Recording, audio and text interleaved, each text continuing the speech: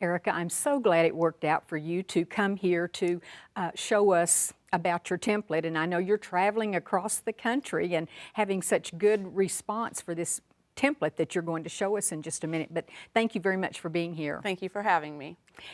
You took a class one time, maybe briefly tell about this, how you got started and saw a need for such a template. Okay, it was several years ago. I was working on a new design which had 4 quilts in it, and I needed a border that was just going to pop.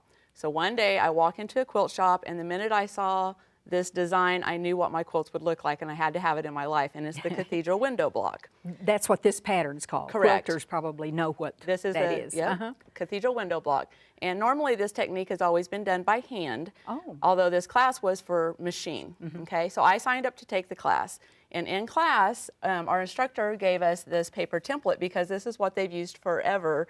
And after the 3rd block, this started happening to the corners. It's kind of falling apart. It is falling apart. And that's the most important part, is to have nice, crisp corners. And these don't even meet. Correct. So this all of is the them. pillow that I made in class. And if you look, it's so horrible because all these great big holes in between. And this is the reason, is because of the corners. Oh. And so I got frustrated, and I knew how many blocks I had ahead of me. And so my wheel started spinning, and I came out with this. It's a heat-resistant template. Oh, and clear. I call it the 9-inch seam pressing template.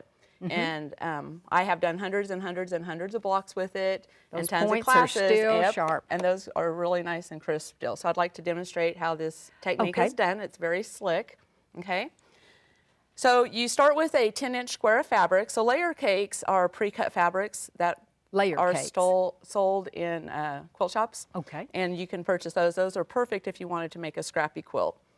So the first thing you want to do, the most important thing to remember with this template, is that you want to use a dry iron on it. Oh, Okay, that's a good it's going to point. warp a little bit. It's going to end up bending and stuff. But if you put steam on it, it's going to warp it to where you cannot use it. Oh, so use a dry iron. Dry iron only. Okay. So you have a 10-inch square of fabric, and go ahead and center the template on the inside. First thing you're going to do, dog ear all 4 corners down nice and tight.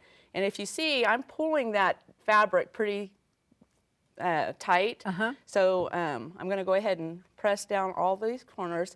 And at the same time, you see that my left hand is always on the template at this point, so that it won't move around. I see, yeah. Okay. Because this is really crucial. This is This what is sets the the most stage for those important- points. Correct. You have to have nice, crisp seams.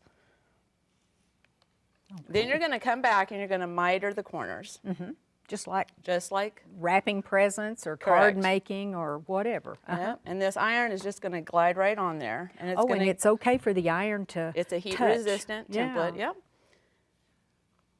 So now I am right-handed, so I like working on the right side. So after I do this side, I'm just going to gingerly can- pick it up, turn it.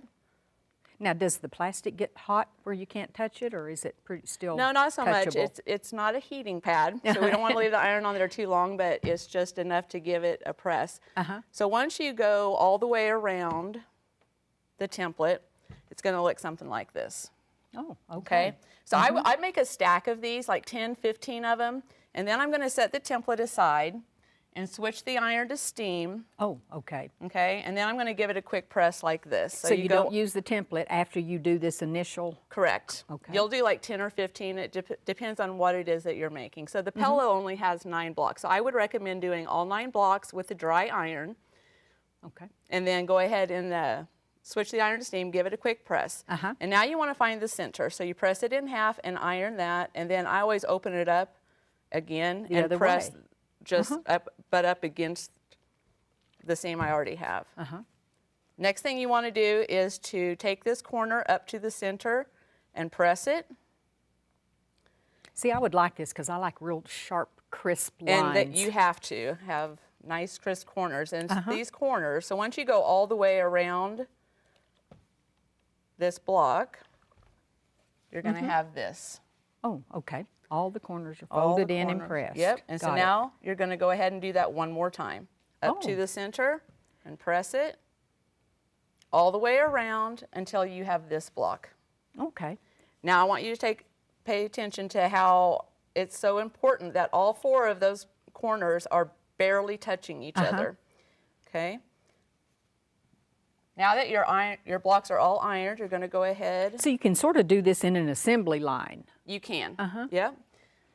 They're mixed colors, but I wanted to also show the creases are sometimes hard to see if you use a darker fabric, so it's okay to go ahead and just mark with a white pencil or right, something. marking pencil. Okay.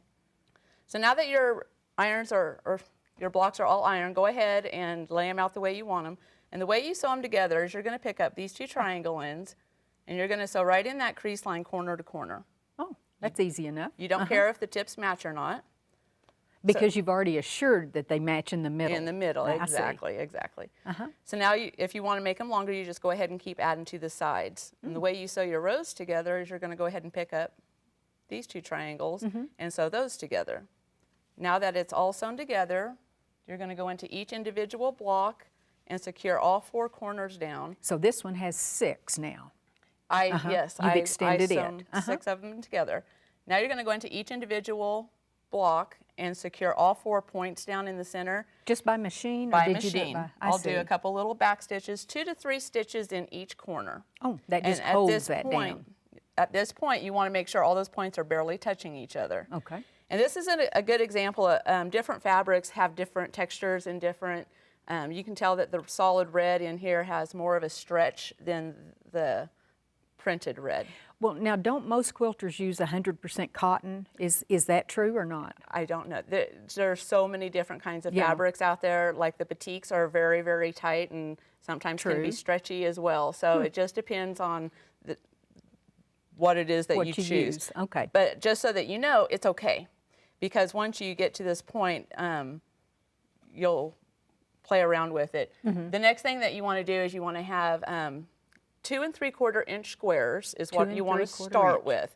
And because of the tightness, it could also it depends on the fabrics that you choose. You could also use a 2 1/2 inch square. So anywhere from 2 1/2 to 2 3/4. I like to start with a 2 3/4, and if you feel you want to cut it down further, then you can. You can. It's better to cut than than grow it. Exactly. Okay. Okay, so now that you have all of your points down and all that, you have your squares.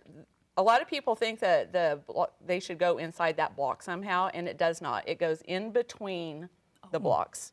So see all of the diamonds in there? Go ahead and lay your windows, okay? That's the window part The of window the cathedral part, window. correct. Okay. And then all you're going to do is you're going to roll this. Because it's a bias edge, this just rolls right over the top of it, okay? So go ahead and set this in your sewing machine, and all you're going to do is just start the top stitch as close to the edge as you can as possible. I'm going to get halfway and stop, and then I'm going to lift this up and tuck this in. Oh, I was going to And say, then why it wouldn't you automatically go? keeps on rolling. So here's a finished project or piece of the And that's puzzle why it's there. better to start with that 2 3/4 rather than 2 1/2, Right. because you have plenty of fabric to catch under there. Right, because, yeah, and sometimes it's too much. So that's why you'd want to cut it down to 2 1/2. Okay. Because you end up tucking it in there. So, and that's it. And these do roll easily. I tried this yesterday because it is, like you say, on a bias. Right. So it folds nicely. You don't even use pins, I guess, do you? No, I'll pin these in place. I was going to say I probably would I would have pin to. those in place, especially if they're multicolors. That way you can arrange them like on the pillow there. You can arrange them around in the way that you want them and pin them in place so that when you're sewing one, the rest of them don't fall off. Oh, that's a good point. How long would it take you to make just a pillow? Just I do workshops and classes, and I always schedule 5 hours. Some women take that long, some don't. So it takes me 3 hours. and from this start has to 9 finish. blocks. That has 9 blocks and 12 windows. 12 windows. Now, if somebody, the template is what? It's about 9 inches? Or It's a 9-inch It's a 9-inch template, template. Do people ever say, well, can I cut it down because I want to make a smaller They have in quilt? the past, yes, and I actually had tried that as well, and it was just really petite, and it was cute, but it was just more bulky and harder to work with. And of course, they've always asked if I've made larger ones, and I said no. This is the perfect size, I think. I do too. Yeah, because it takes a lot of fabric, but you also remember that you do not have batting or backing. So as you are sewing the top, you're also quilting the back. And I want to take a look at that because flip I think this that's over amazing. a little bit. Now, this one's called this is a scrappy This quilt. is the scrappy In fact, quilt, and this actually comes with the template itself. So there's a pattern in there that has all of the instructions in there. So again, as you're sewing the top, you're also quilting the back. All you have to do is throw the binding on there. Oh, wow. Yeah. That does cut out a lot of the work. It does. Now this one we wanted to show because it still has the backing on it. Right. So this was a good example of, because of the quilting that's already done on the border, and this is so pretty, I didn't want my quilter to cover it up. So I had her just go ahead and quilt the center, and after she did, I did a sloppy job at trimming it, but eventually I would just go ahead and tuck this in and then just hand stitch that down. Now why doesn't this go all the way across? Because I wanted the border to be seen. Oh, I see. Okay. Yeah. Gosh, this is a lot of quilting detail. so good. She's very good. Okay. Well, the thing I asked you when I first saw this, I said, well, can you do this on any type of quilt? And you said, yeah. Yes, you can. And I have incorporated it in several of my quilts. There's a theme that I have, and it's called Believe in Me. Okay. And so we're going to take a look. The first one is a pattern red, white, and blue, which is interesting.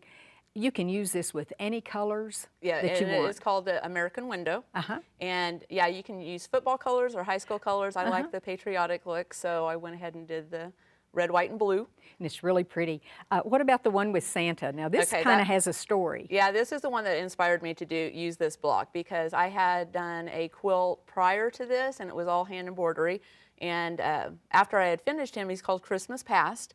After I finished that quilt, I realized that the hat could have popped a little bit bigger. It was kind of blah. Well, and I thought, why didn't I applique his hat? It would have popped. So months passed, it was too late, you know, and finally I just got tired of thinking about it, so I redid it. You did it. And it turned out, it's gorgeous. It is gorgeous. Yeah. And that's Believe in Me, Santa.